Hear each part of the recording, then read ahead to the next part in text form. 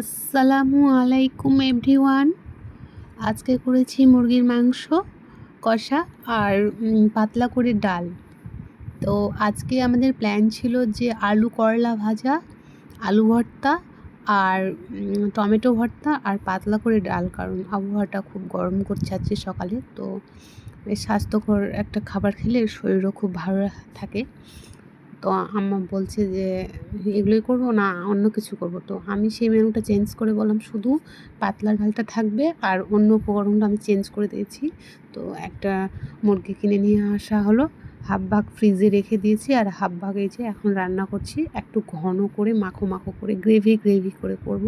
আর ডাল করব পাতলা করে, তাও আবার আম্মা আলু ভর্তা আর টমেটো ভর্তা তাও করে নিয়েছে, বলছে সেটা খেলেও ভালো লাগবে। আর ওর সঙ্গে আবার টমেটো চাটনিও করেছে। তো খেতে তো অসম্ভব মজাদার হয়েছে। আর আপনারা বলবেন কেমন লাগলো খেতে।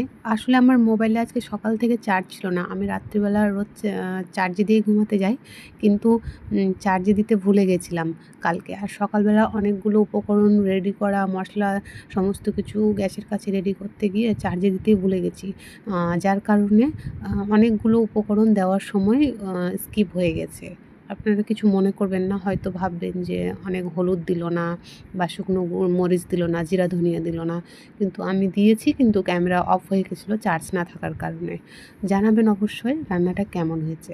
আসসালামু আলাইকুম এভরিওয়ান।